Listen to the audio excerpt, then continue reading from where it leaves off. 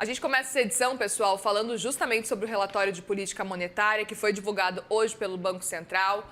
E, segundo o BC, a inflação continua a desacelerar em cenário melhor do que o esperado no começo deste ano.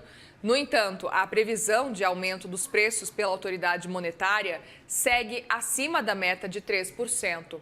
No mercado, a leitura é de manutenção de tom conservador, o que reforça as projeções de corte de juros somente em março. Vamos aproveitar então e chamar o pessoal da Broadcast que vem conversar com a gente, no caso Renata Pedini. Tudo bem, Renata? Bem-vinda. Uma boa tarde para você. Muito boa tarde para você, Muriel. Boa tarde também para você que nos assiste. É isso, a leitura do mercado é de um tom conservador, indicando aí, talvez, na verdade, sem indicação, né? O presidente da Autoridade Monetária, Gabriel Galípolo, fez questão de frisar há pouco na coletiva de imprensa do relatório de política monetária que não há seta nem porta fechada, que o Banco Central ainda não decidiu, não há qualquer indicação, porque não há uma decisão.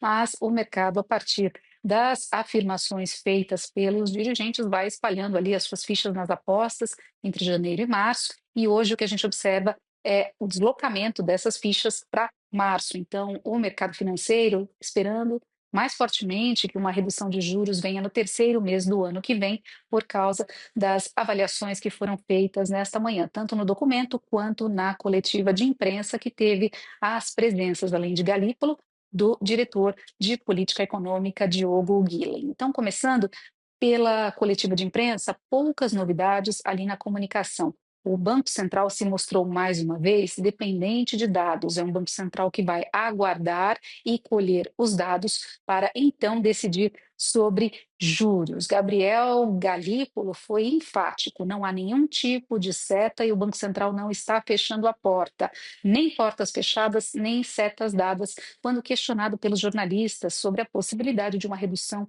em janeiro ou em março, que são as principais apostas aí do mercado financeiro.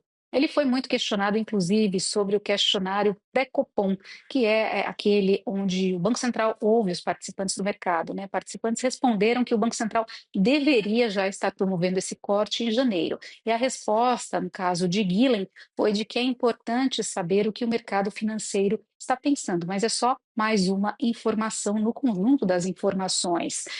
Gabriel Galípolo explorou a questão da comunicação, falou sobre as imprecisões que podem ter sido deixadas, ou o mercado pode ter feito críticas em relação a imprecisões, então disse que a comunicação trabalhou para retirada aí de palavras-chave, e aí natural o mercado migrar a sua atenção para as projeções de inflação como um sinal, mas que as projeções não são um sinal, e sim uma série de fatores, né? Tudo isso é que vai pesar na decisão efetiva do Banco Central. Então, por exemplo, a gente chama atenção para a manutenção pelo Banco Central da projeção de inflação em 3,2% no horizonte relevante da política monetária, acima da meta de inflação, então não tem qualquer sinal aí, né?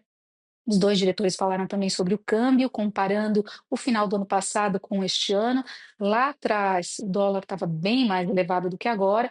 Agora, nesse período mais recente, houve uma nova elevação em função de noticiário político eleitoral, mas eles voltaram a dizer que o Banco Central está mirando é a inflação. Então, se houver algum efeito, monitora, mas o foco é a inflação e a atuação no câmbio só em caso de disfuncionalidade. Ainda o que teve de novidade é que, com a saída de dois diretores do Banco Central ao final deste ano, por término de mandato, dois diretores vão acumular funções até que os novos sejam indicados e confirmados. Então, Paulo Piketty, que é de assuntos internacionais, acumula a diretoria de política econômica, que é a de Guilherme, está de saída, e o diretor Gilmeu Vivan ficará com regulação e organização do sistema financeiro, aí organização no lugar de Renato Gomes, que também está de saída. De novo, ao final, os dirigentes do Banco Central reforçaram essa postura dependente de dados, um Banco Central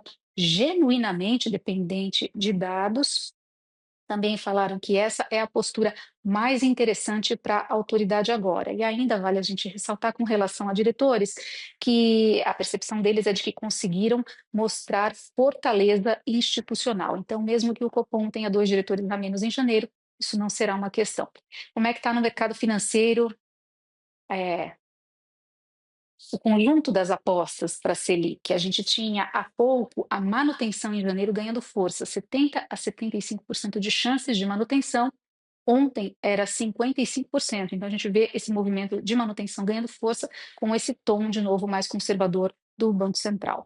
Entre bancos, a gente vinha falando aqui na programação, grandes bancos ainda trabalhando com janeiro, mas a gente observou alguma alteração no tom nas avaliações feitas nesta manhã. Então, o Itaú Unibanco, por exemplo, diz que as projeções de IPCA do relatório de política monetária reforçam o espaço para corte no primeiro trimestre do ano que vem. Eles ainda têm janeiro.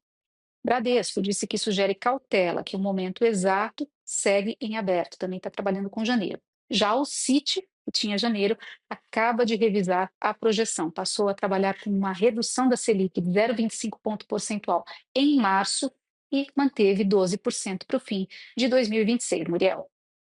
Feito um resumão do que a gente acompanhou agora há pouco nessa reunião, nessa coletiva de imprensa. Obrigada, viu, Renata? A gente vai conversando ao longo aí das próximas horas, dos próximos dias, de olho nessas atualizações. Bom trabalho para você.